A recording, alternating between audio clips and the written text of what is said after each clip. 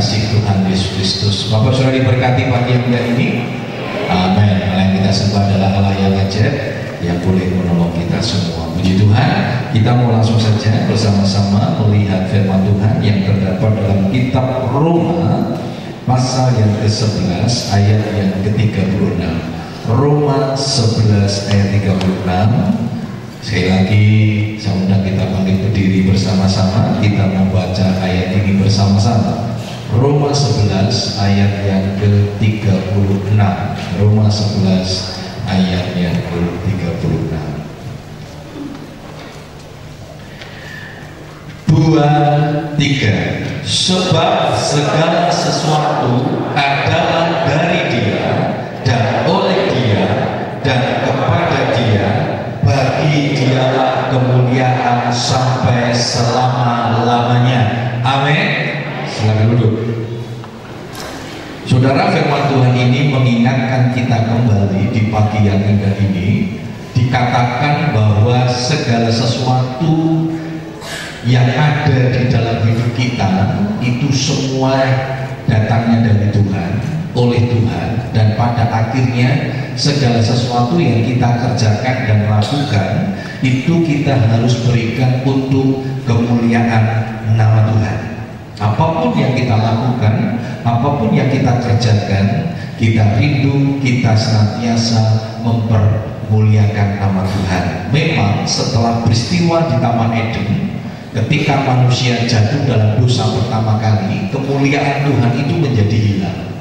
Manusia lebih hidup untuk mencari kemuliaannya sendiri. Nah, kemuliaan manusia ini bersifat satu. Kemuliaan manusia itu bersifat fana. Tidak ada satu kemuliaan manusia yang abadi di dunia ini. Ya, kita lihat ada banyak orang-orang yang mulia, lalu dia coba mempertahankan kemuliaan itu, bahkan tidak mengakui bahwa kemuliaan itu untuk Tuhan, sehingga dia curi kemuliaan itu terus-menerus, dan akhir orang-orang semacam ini itu hidupnya berantakan, hidupnya hancur. Kita masih ingat ya, di tokoh-tokoh dunia ya, di Alkitab pun ada satu tokoh namanya Nebukadnezar. Dia begitu sombong. Dia berpikir keberhasilan ya, dia bisa membesarkan satu kerajaan Babel itu karena kekuatannya, karena kehebatannya, karena kepintarannya. Bahkan dia nyatakan itu. Dia nyatakan itu, dan Tuhan hancurkan. Tuhan hancurkan. Jauh sebelum itu, setelah peristiwa Nuh ya, Tuhan pernah berkata bahwa Tuhan tidak akan menghukum dengan air bah lagi. Tetapi manusia mencoba membangun kemuliaannya dengan membangun sebuah menara Babel. Dia berpikir menara Babel ini untuk menyatakan bahwa manusia itu tidak bisa dikalahkan oleh Tuhan. Tuhan boleh menghukum dengan air bah lagi, tetapi manusia sudah mempersiapkan itu. Jadi kalau Tuhan menghukum dengan air bah, manusia akan punya tempat di mana dia bisa berlindung dari kekuasaan Tuhan. Tetapi kita lihat bahwa Tuhan pernah berjanji tidak akan pernah menghukum dengan air bah lagi. Lalu Tuhan hancurkan dengan hal yang sepele, hanya dengan perbedaan bahasa. Ya, Babel itu artinya kekacauan, ya. Jadi diubah, ya, dijadikan kekacauan bahasa-bahasa, dan disitulah muncul mulai bahasa-bahasa di dunia ini. Ya, jadi bahasa-bahasa itu muncul ada di sana, ya, rumpun-rumpunnya ada di sana. Seperti Indonesia ini kan rumpun Melayu, sudah ya. Jadi ada di sana. Nah, saudara, kita lihat, dan banyak lagi nanti tokoh-tokoh dunia yang kita lihat ketika Tuhan izinkan dia menikmati kemuliaan, tetapi tidak segera mengembalikan kemuliaan itu untuk Tuhan, tetapi dia nikmati kemuliaan, bahkan dia selalu curi kemuliaan itu, dia tidak kembalikan itu untuk Tuhan, dan itu dihancurkan.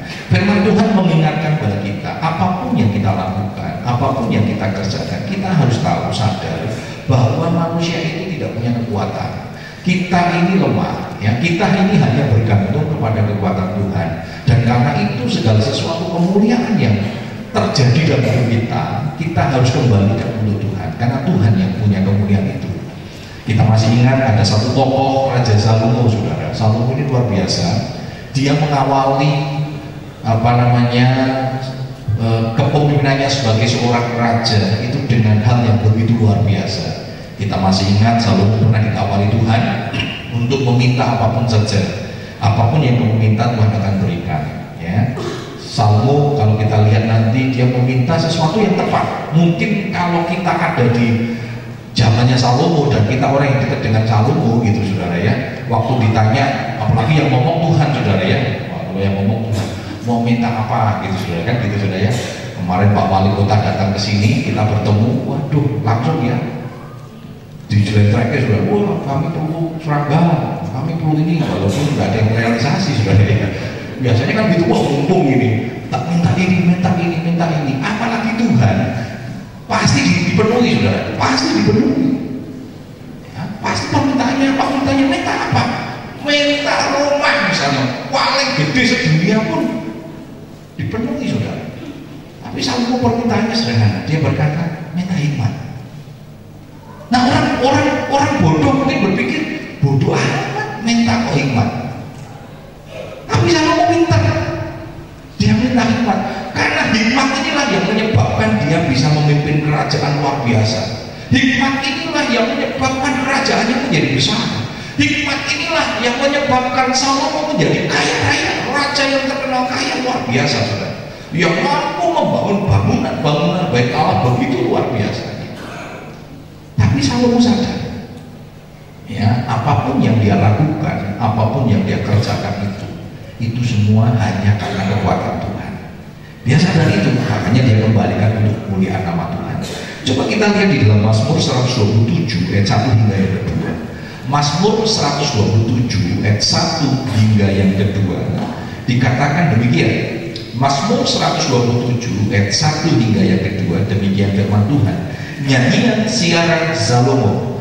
Jikalau bukan Tuhan yang membangun rumah, sia-sialah usaha orang yang membangunnya. Jikalau bukan Tuhan yang mengawal kota, sia-sialah mengawal berjaga-jaga. Sia-sialah kamu bangun pagi-pagi dan duduk-duduk sampai jauh malam dan makan roti yang diperolehnya dengan susah payah, sebab ia memberikannya kepada yang dicintai pada waktu tidur. Salomo berhasil ya membangun sebuah istana, membangun bait Allah yang sampai hari ini bangunan itu masih termahal di dunia. Dulu ada seorang bankir, orang GBD, J.L. Peters, ya sekarang almarhum saudara, dia pernah mencoba menghitung nominal dari bangunan yang dibangun oleh Salomo. Waktu itu belum krisis moneter saudara ya. Waktu sama masih kuliah itu tahun-tahun 89, tahun 90-an, dia pernah menghitung saudara yang ada di Alkitab itu saja pasti belum semua ya termasuk di dalamnya. Dihitung itu nilainya sudah triliun. Nilainya pada waktu itu sudah mencapai ratusan triliun tahun itu pada waktu itu saudara. Dengan dia nominalkan barang-barang itu dengan kondisi pada waktu itu luar biasa. Dan dia katakan belum pernah ada di dunia ini bangunan yang paling hebat, yang nominalnya mahalnya itu melebihi bangunan yang dibangun oleh Salomo.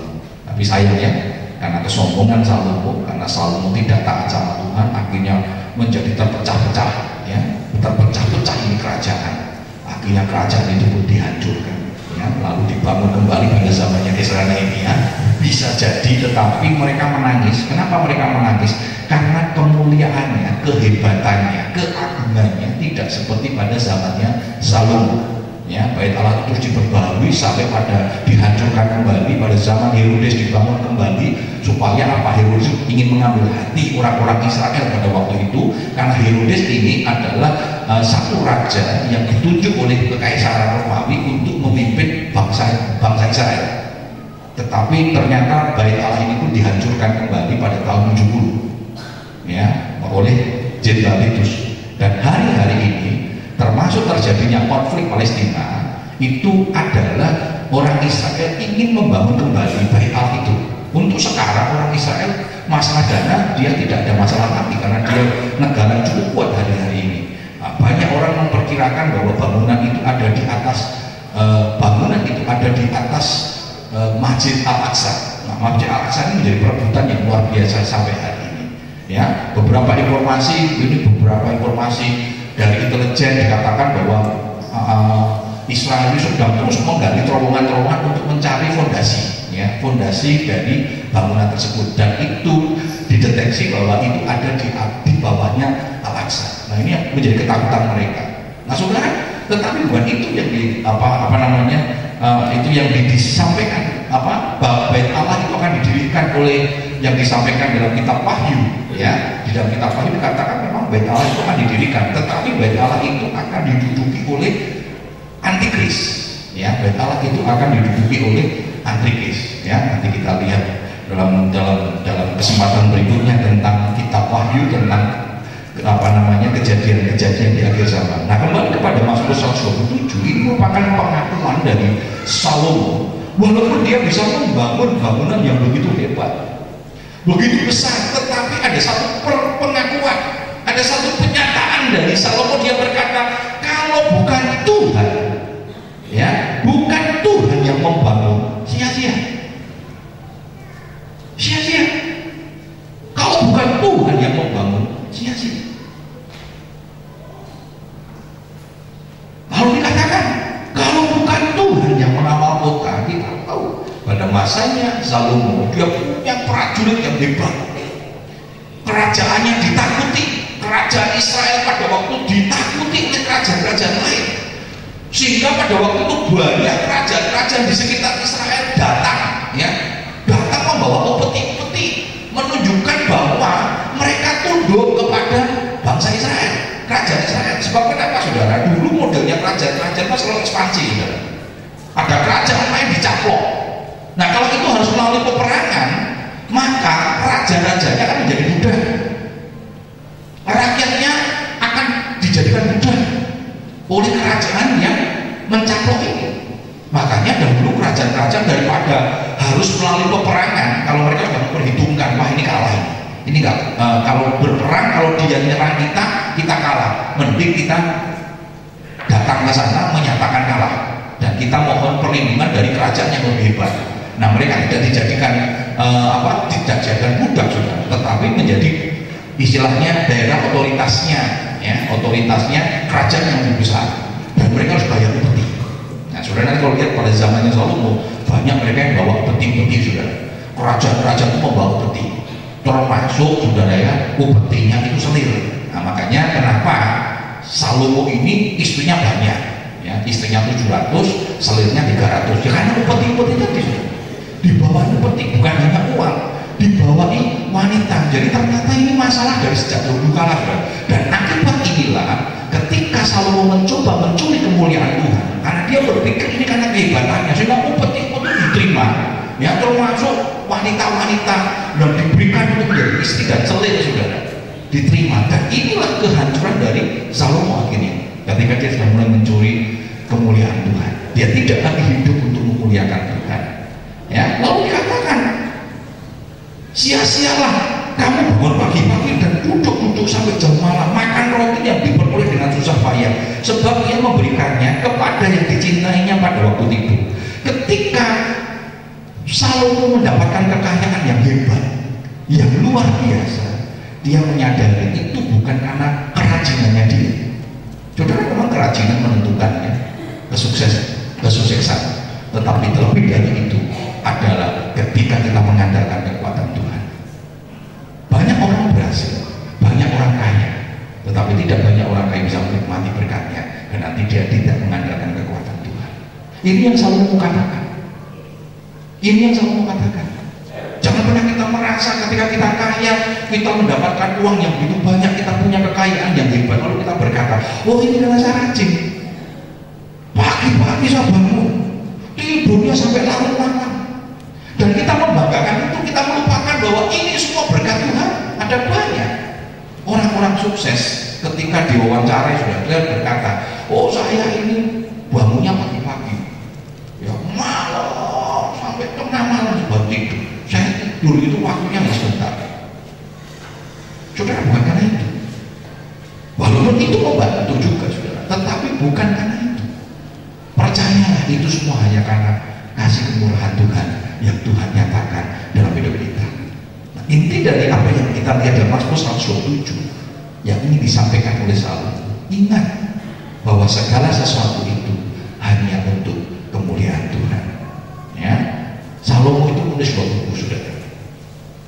Yang pertama adalah tiga buku. Ya, yang pertama adalah Amsal, Kidung Agung. Kidung Agung itu merupakan buku yang dia tulis untuk mengungkapkan cintanya kepada Sulaiman. Nah, suami istri, ya. Kalau yang pacaran mungkin jangan dulu lah ya, saudara. Yang suami istri banyak baca buku Kidung Agung, saudara.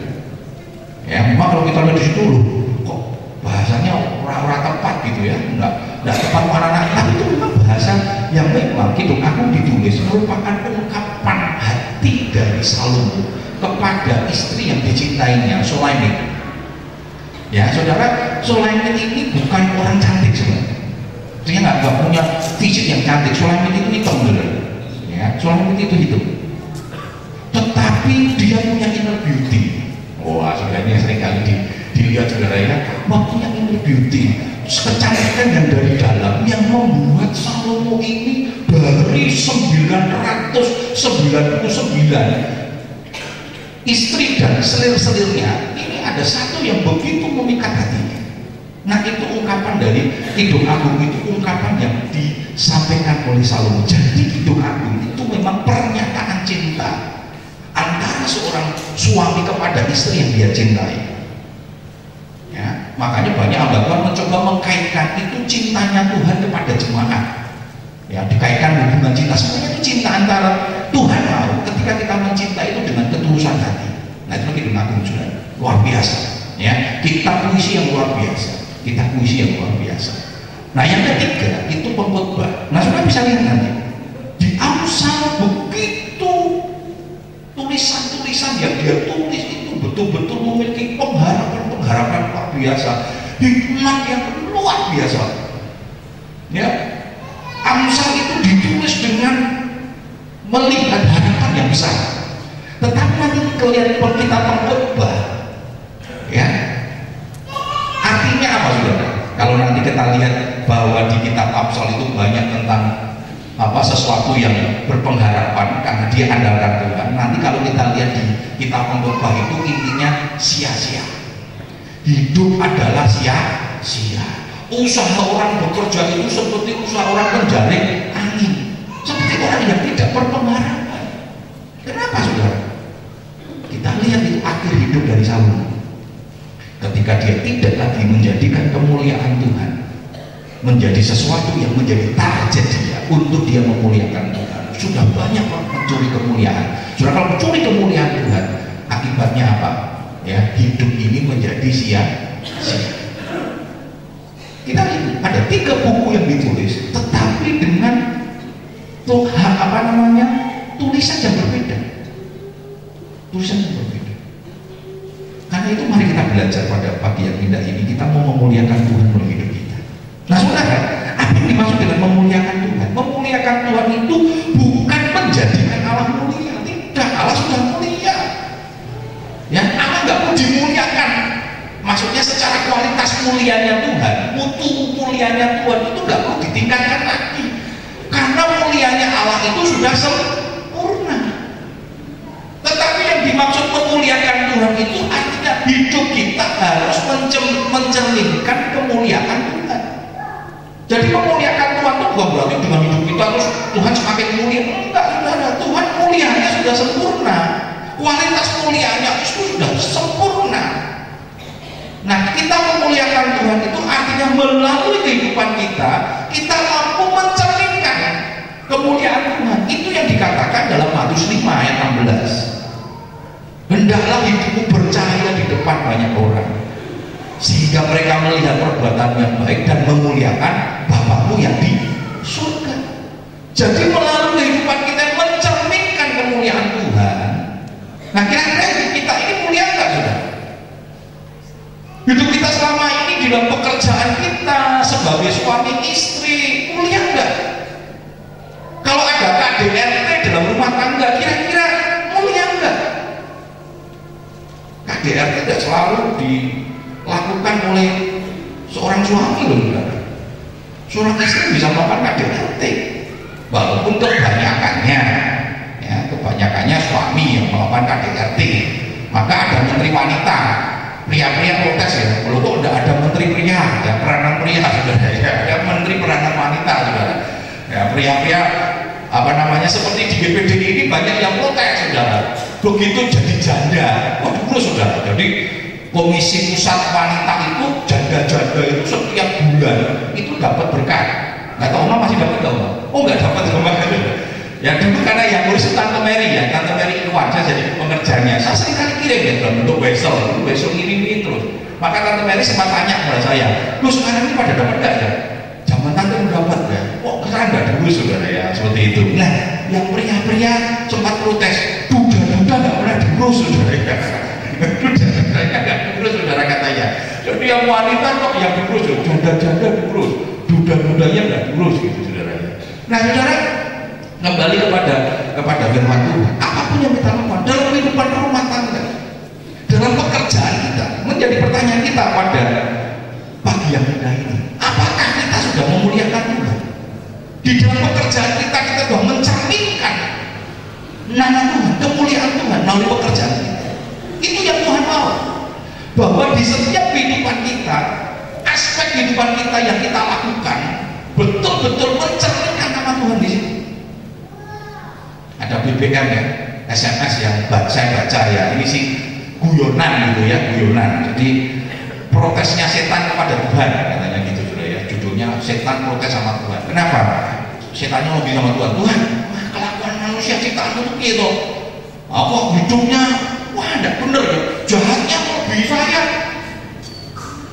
apa sesatnya lebih saya, najisnya lebih saya, pamor saya kan jadi hancur gara-gara manusia ini. Jadi saya jadi nganggur, saya nggak mau kerja lagi katanya. Ini ada tulisan yang apa namanya, yang lucu sudah ya. Lalu dia protes, tapi manusia kurang ajar. Nanti kalau dia berbuat dosa, selalu berkata ini gara-gara bujukan setan. Padahal saya nggak pernah bujuk, saya selalu kambing hitamkan. Dia sudah lebih, mereka itu sudah lebih daripada saya. Ini nggak ada di sini, sudah di luar sana sudah banyak. Manusia dalam tidak lagi mencerminkan kemuliaan Tuhan. Nah saudara, mari kita mencerminkan kemuliaan Tuhan. Nah kita mau lihat sama-sama, memuliakan Allah itu berarti apa? Ada 3 pengertian kita memuliakan Allah. Yang pertama, memuliakan Allah itu berarti manusia diciptakan untuk memuliakan Tuhan. Artinya kita harus sadar bahwa kita ini diciptakan untuk kemuliaan Tuhan. Kan ada lagu kan, semua karena anugerahnya diberikan kepada kita, semua anugerahnya bagi kita, bila engkau dipakainya. Semua kan anugerah, semua untuk kemuliaan Tuhan.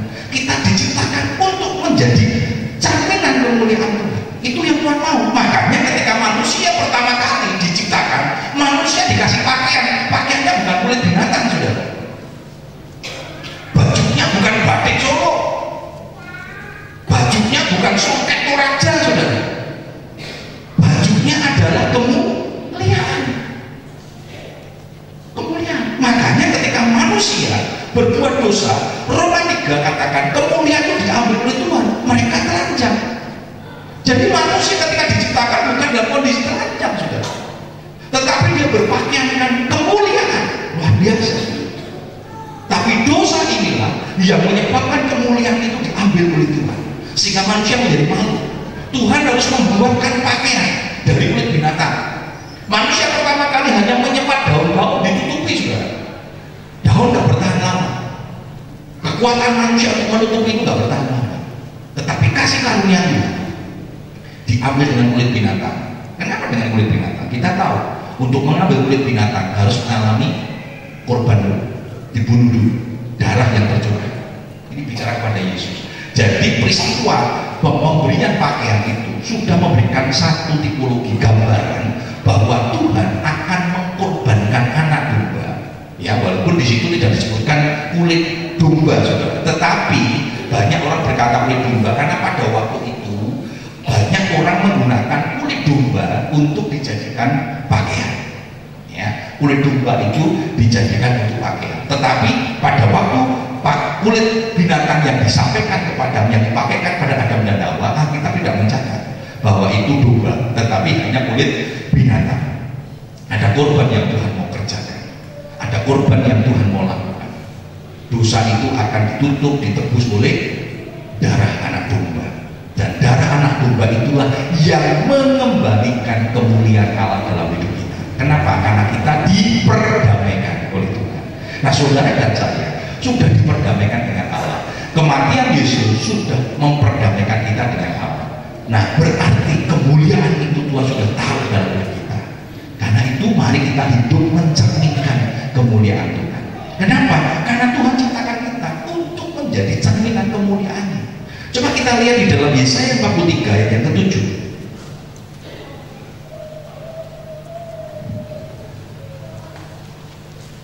Yesaya 43 ayat yang ke-7 dikatakan demikian. Semua orang yang disebut dengan namaku, yang kuciptakan untuk kemuliaanku, yang kubentuk dan yang juga kujadikan. Ingat, diciptakan untuk kemuliaan Tuhan. Kita tahu sejarah dosa ini kan bukan melakukan sesuatu yang mungkin kalau kita lihat dosa sekarang ini parah sekali. Adam nggak korupsi, Adam tidak selingkuh, kan gitu saudara. Adam hanya apa? Hanya tidak taat kepada perintah Tuhan. Nah saudara, Tuhan memberikan kepada Adam dan Hawa satu pohon yang namanya pohon pengetahuan baik dan jahat. Satu pohon ini tidak boleh dimakan, sementara semua pohon yang lain boleh dimakan. Pengen durian silakan, daripada bagus saya tidak percaya makan durian banyak, saudara, tidak kolesterol ya, tidak asam urat. Nah, dosa ini menyebabkan ini sudah makan silakan banyak durian, waduh luar biasa ya, sudah murah-murah, saudara. Saya bersyukur sekali karena saya nggak suka durian, saudara ya. Sekarang makan durian kebanyakan asam urat. Saudara pengen apa saja silakan, hanya satu yang nggak boleh, yaitu pohon pengetahuan baik dan jahat. Ada dulu murid saya ngomong tanya begini, loh Tuhan itu kok ya aneh-aneh gitu, kok nggak repot-repot gitu loh. Mbok tahu begitu nggak usah diciptakan pohon pengetahuan baik dan jahat, kan manusia nggak berbuat dosa. Nah saudara, kalau begitu Tuhan menciptakan manusia seperti robot, nggak ada pilihan, nggak punya kehendak. Nah sebenarnya Tuhan itu menciptakan manusia diberikan free will, kehendak bebas. Tujuannya apa? Memang manusia itu tidak cuma sebagai robot, manusia punya kehendak. Bentuknya apa? Bentuknya pohon pengetahuan baik dan jahat. Ini bentuk manusia diberikan kehendak bebas. Tapi pilihannya nggak sulit kan? Pilihannya nggak sulit. Semua boleh, cuma satu. Manusia kan begitu sudah gagal. Cuma satu. Ya. Kalau saudara mungkin ada apa? Saudara mau pergi gitu ya, mau pergi, lalu apa namanya kita memanggil seseorang, mungkin kita yang dipanggil gitu saudara ya, kita dipanggil mau pergi gitu ya, konjogo pekerja staf suruh jaga rumah ya, terus mau gini, semua boleh kamu pakai, silakan dipakai, cuma satu ya, ada panci yang ada di dapur, ojo buka, semua silakan, mau pakai panci, jangan panci di sini banyak, silakan. Pakai silakan, semua boleh dipakai, cuma satu ya, itu panci yang di dapur yang saya tutupi jangan dibuka. Kira-kira akan ada pertanyaan nggak? Pertanyaan kan? Loh kenapa tuh tante? Pokoknya nggak boleh dibuka, pokoknya ingat bu ya, jangan buka. Nah ini sini opo, pokoknya nggak boleh dibuka. Nah mau pergi ya, sebelum pergi Oma bilang ingat ya, semua boleh, satu saja pokoknya jangan dibuka. Kira-kira bapak saudara disuruh Oma dibuka nggak? Buka nggak? Buka semua. Ini pikiran kita bodoh. Begitu Oma jalan 10 meter aja buka, foto di koyo menunggu begitu dibuka kosong saudara. Muji manusia seperti itu, betul nggak? Lu kan buka orang kewenangan itu benar gitu ya. Ditanya Oma datang, buka enggak? Wah siapa yang wong panci kosong loh dibuka aja saudara. Itu manusia luar biasa ya. Padahal semua boleh, hanya satu. Kok ya gagal gitu saudara. Gagal. Manusia gagal menggunakan kehendak bebas yang Tuhan berikan. Tuhan mau Tuhan berikan kita kehendak bebas. Jadi pada waktu kita menyembah Tuhan, itu menyembah karena kita dari hati kita yang paling dalam. Jadi saudara diciptakan itu untuk kemuliaan namanya. Menjadi introspeksi kita pada pagi yang indah ini. Apakah sesuatu yang kita kerjakan dalam hidup ini, segala sesuatu yang kita kerjakan dalam hidup ini, kita sudah mencerminkan kehendak Tuhan? Yang kedua, memuliakan Allah berarti apapun yang dikerjakan dalam seluruh aspek kehidupan kita haruslah untuk kemuliaan nama Tuhan. Atau dengan lain kata, apapun yang kita lakukan dalam seluruh aspek hidup kita lakukan supaya orang bisa melihat bahwa kehidupan kita mencerminkan kemuliaan Tuhan. Di dalam Kolose pasal yang ketiga ayat yang ke-17,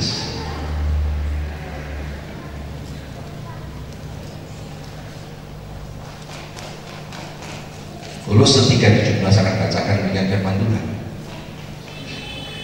Dan segala sesuatu yang kamu lakukan dengan perkataan atau perbuatan, lakukan semuanya itu di dalam nama Tuhan Yesus sambil mengucap syukur oleh Dia kepada Allah Bapa kita. Luar biasa ya, dikatakan segala sesuatu yang kamu lakukan dengan perkataan atau perbuatan. Hari-hari ini ramai di televisi, di Facebook, media-media sosial, banyak perkataan-perkataan yang tidak mencerminkan kemuliaan Tuhan,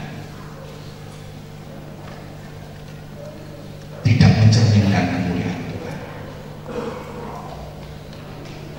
Saudara, kita harus selalu waspada, kita harus selalu berjaga-jaga, kita harus selalu mempergunakan perkataan kita mempergunakan perbuatan kita supaya itu boleh selalu mencerminkan kemuliaan Tuhan. Mungkin kita tidak ngomong, tetapi nulis itu sama saja, saudara. Tulisan-tulisan itu luar biasa, baik kepada yang satu kandidat kepada kandidat yang lain. Saya kadang berpikir, waduh ini, dan yang nulis ini jelas anak-anak Tuhan, bahkan ada hamba Tuhan yang nulis.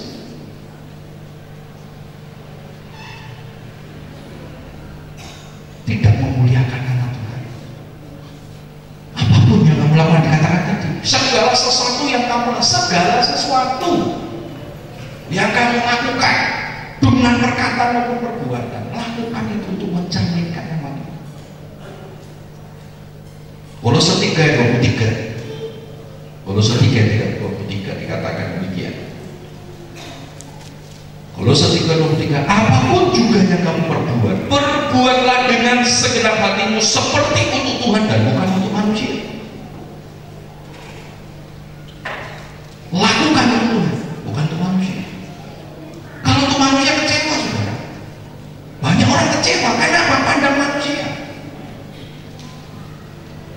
Pandang manusia. Manusia itu apa? Saya pernah katakan kan, coba saudara lihat saya 1 jam saja, lalu cari kekurangan saya, banyak. Listnya kan banyak kan, daftarnya kan banyak sekali. Ini banyak. Kalau saudara datang untuk melihat kekurangan orang, banyak.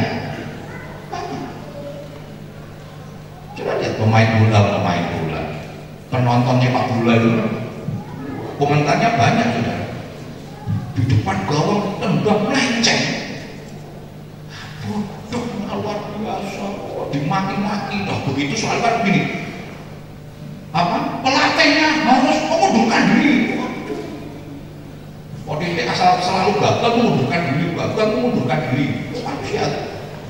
Sepertinya penontonnya lebih hebat, saudara.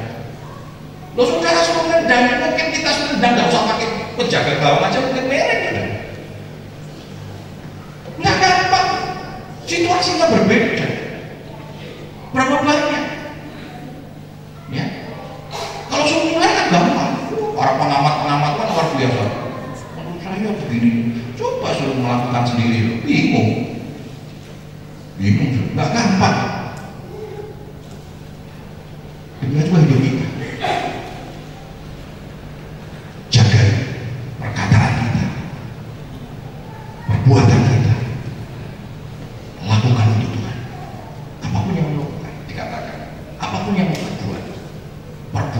untuk Tuhan. Itu yang menjaga motivasi kita.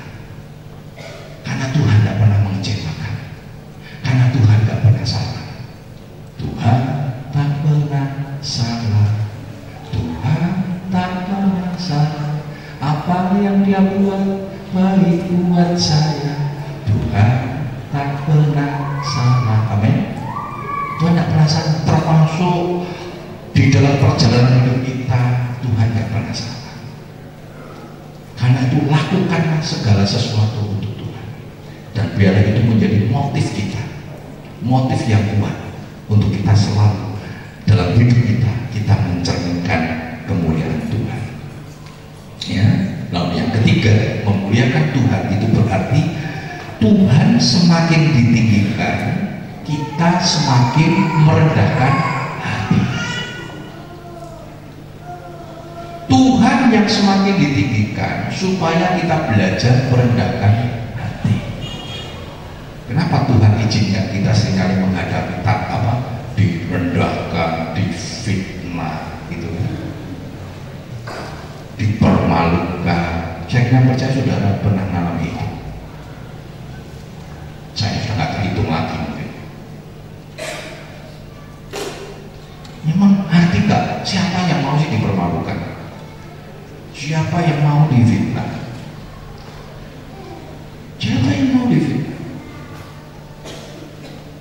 Nggak mau, saudara. Saya pernah saksikan dulu kan, ada seorang yang datang,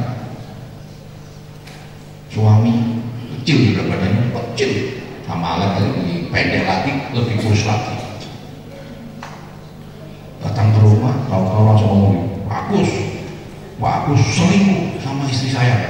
Wah, itu koyo sinetron lah, saudara, pakai selingkuh-selingkuhan kan. Ada istri saya di samping saya, ya, jujur saudara, waktu ngomong begitu, ini emosi udah dibun-bun itu.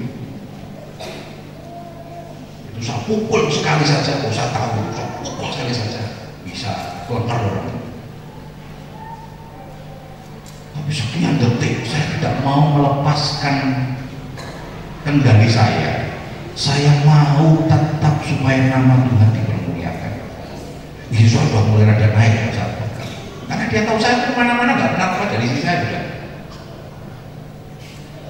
Kecuali pelayanan ya, pelayanan keluar kota dan sebagainya. Kami selalu lakukan bersama-sama. Saya bilang kapan? Kecuali dia bau alkohol, bau cium, orang di daerah Karangasari itu seberang. Itu kalau saudara pernah yang ke sana, seberangnya itu ada sungai. Seberang sungai itu tempat memproduksi cium bekunang. Ya, saudara. Kalau di Manado namanya apa? Arah tikus ya. Jadi cium tikus itu, cap tikus ya, saudara. Itu kalau di apa namanya? Kalau di Solo itu namanya bekunang, cap bekunang. Itu buatan daerah bekunang. Cium buatan bekunang. Waduh, itu baunya jarak 20 meter saja dibuka, saudara, sudah baunya luar biasa. Ya, saya bilang pulang sadar ya, kamu baru mau. Dia pulang sama ngomong gini, Pak Agus, ini di belakang orang kampung udah siap, rumahnya Pak Agus mau dibakar. Emosi juga ya.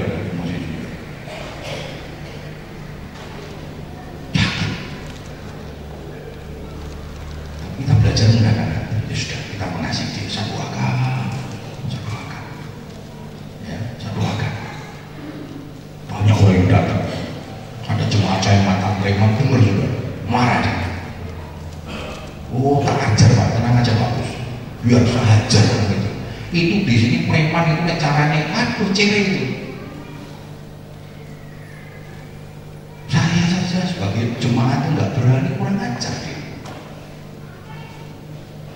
Jangan dia lakukan itu karena nggak sadar. Mungkin dia sedang stres, dia sedang tertekan, biarkan saja. Tapi jujur, pada waktu ngomong begini, hati kecil saya cocok ini. Jadi nggak usah pakai tangan sendiri, tangannya orang lain kan gitu.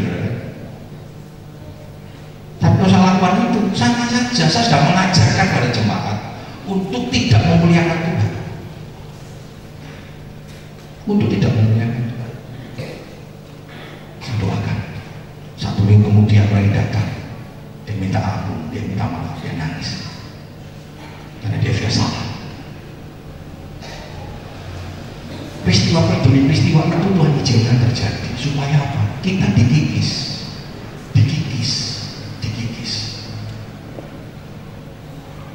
Supaya kita belajar merendahkan hati di dalam Tuhan. Saudara, ketika kau difitnah, ketika kau direndahkan karena nama Tuhan, minta kekuatan Tuhan dan nikmati itu. Sehingga ketika kau lakukan itu, maka nama Tuhan dipermuliakan. Memang hanya Tuhan saja yang paling perlu ditinggikan. Dan saudara harus semakin merendahkan hati. Jangan curi kemuliaan itu, jangan. Ketika kau berhasil, waduh, kemuliaan itu ngantri untuk memuji kita, untuk mengangkat kita. Nah, kalau kita nggak sadar, kita lupa, kita curi kemuliaan itu, lalu kita merasa bahwa ini semua karena hebatnya saya, ini semua karena kita yang gagah, kita yang pintar, kita yang hebat. Maka pujian itu sebenarnya menghancurkan juga. Saudara kalau difitnah, apa yang sudah lakukan? Sembahyang kan? Menangis sama Tuhan kan?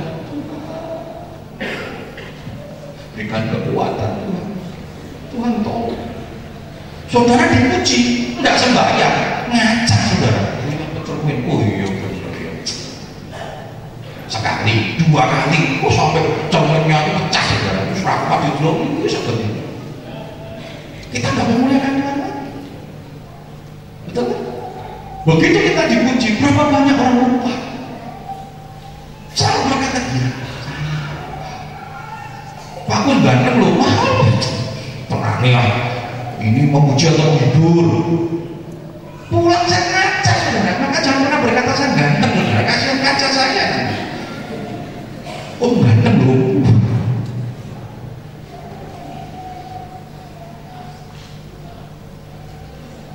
Saudara, pujian itu, saudara kalau dipuji, betul-betul kita harus punya apa ya, beber yang kuat untuk kita harus betul-betul sadar bahwa pujian itu Tuhan yang punya, bukan kita yang punya. Memang enak dipuji, lebih daripada kata bodoh kamu, wow, berempeng enggak, pinter loh kamu, wah hebat, wah sudah krik-krik dalam hati, coba orang dipuji itu seperti apa namanya, balon makin meletus, semakin tinggi semakin jatuhnya semakin menyakit. Nah Tuhan mau supaya nama Tuhan itu dipermuliakan dan kita belajar merendahkan hati. Apapun yang kita terima, kalau itu Tuhan izinkan, terima itu, ya terima itu dengan selalu minta kekuatan dari Tuhan, minta kekuatan dari Tuhan. Banyak juga saya mengalami banyak. Ya saya minta sama Tuhan kekuatan Tuhan, berikan kekuatan untuk saya bisa mengampuni mereka, bisa mendoakan mereka, bahkan memberkati mereka. Yesus saja kurang apa saudara? Yesus itu sempurna. Jeleknya apa saudara? Hebat Tuhan.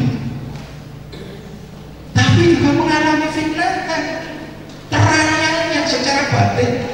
Terus sama orang Farisi Saduki diikuti, dicari-cari kesalahannya.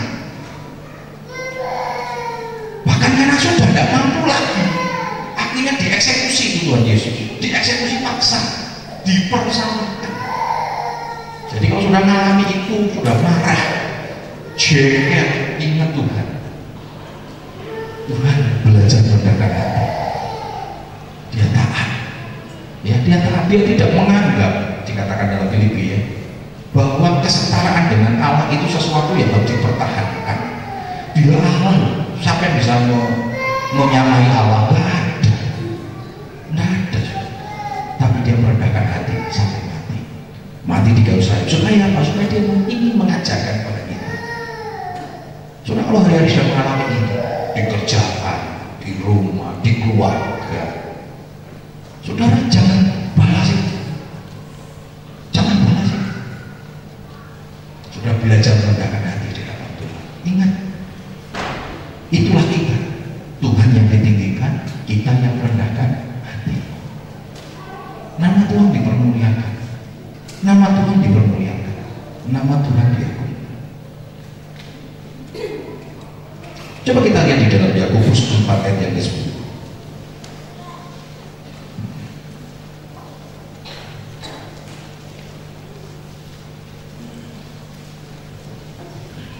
Dikatakan demikian, rendahkanlah dirimu di hadapan Tuhan dan Ia akan meninggikan kamu.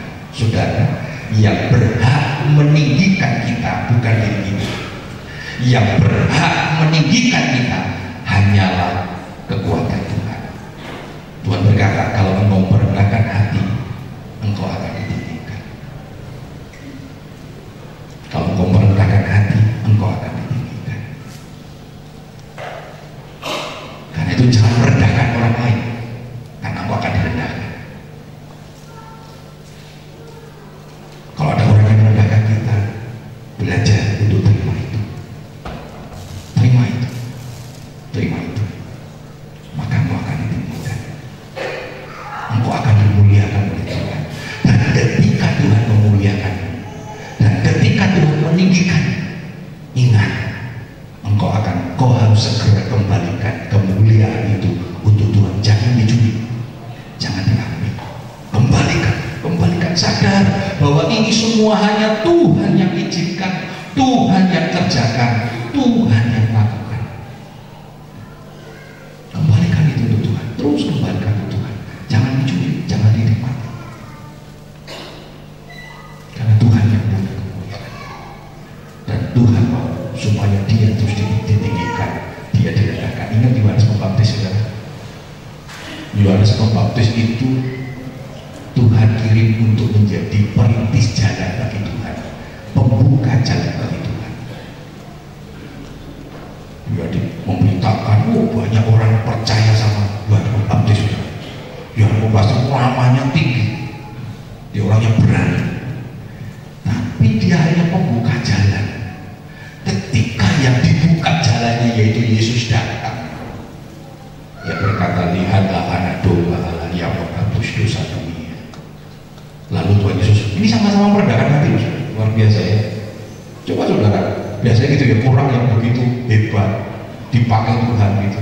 Lalu ada adik regenerasinya yang muncul, biasanya terjadi saingan, dihambat supaya dia tidak tergantikan. Banyak regenerasi tidak berhasil karena yang di atasnya tidak pernah mau meregenerasi supaya dia tetap ada di situ.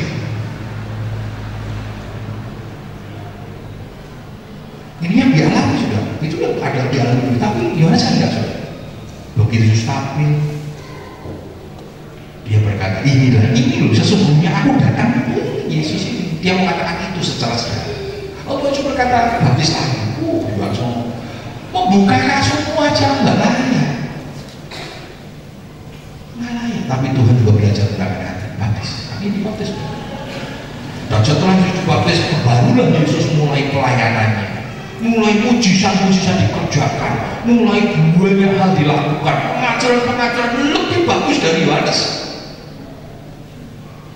Orang-orang mulai ikut Yesus. Mereka mulai tinggalkan Yohanes. Yohanes nggak sakit hati. 12 murid Yesus itu banyak dari mereka dulu muridnya Yohanes. Yohanes nggak sakit hati, karena dia tahu inilah tujuan hidupnya, yaitu supaya nama Tuhan dipermuliakan. Ketika dia mau dibunuh, dihukum, dipenggal, dia sangat ragu. Ya, dia utus orang, dia berkata, benar tidak sih bahwa Yesus itu Mesias? Ya bisa tidak dipungkiri saudara ya, kadang dalam kondisi kritis seseorang itu imannya bisa ini. Betul tidak sih? Dia ini adalah orang, Yesus adalah Mesias yang hidup itu. Dan Yesus meyakinkan Yohanes. Dia orang hebat. Yohanes orang hebat.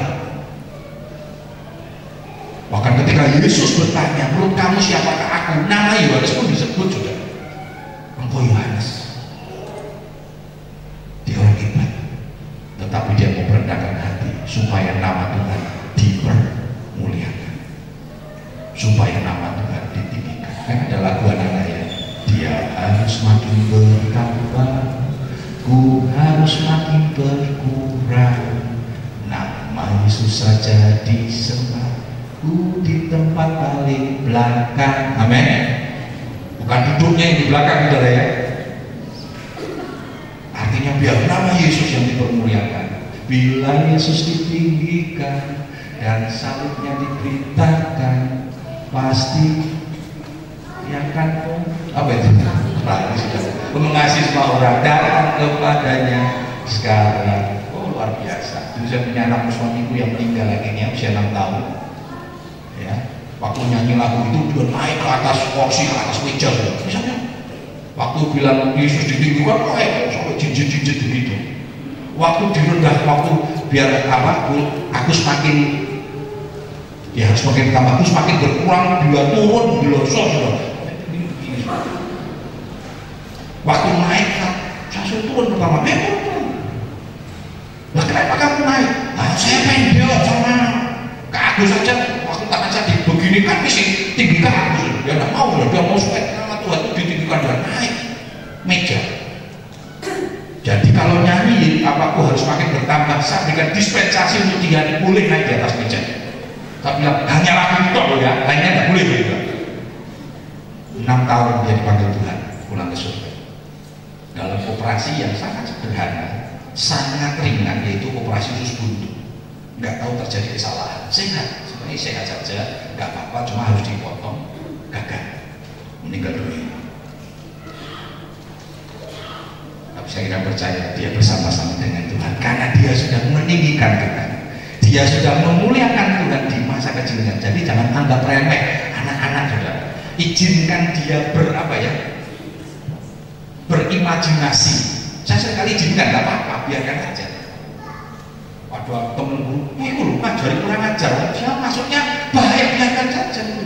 Jadi asal ya harus makin bertambah, wah dia bersiap-siap, ya naik, turun lagi, ya nggak apa-apa, biarkan saja. Dia sedang memuliakan nama Tuhan. Nah, saat ini dulu kita pada pagi yang indah ini, firman Tuhan datang kepada kita. Mari kita memuliakan nama Tuhan. Bukan menjadikan Tuhan lebih mulia karena Tuhan sudah mulia, tetapi melalui hidup kita nama Tuhan dipermuliakan, mencerminkan nama Tuhan. Manusia diciptakan untuk mulia. Apapun yang kita kerjakan, apapun yang kita lakukan haruslah untuk memuliakan nama Tuhan. Dan biarlah Tuhan semakin ditinggikan dan kita semakin belajar merendahkan hati. Belajar merendahkan hati. Engkau diperlakukan tidak adil sekalipun, engkau belajar merendahkan hati. Supaya apa?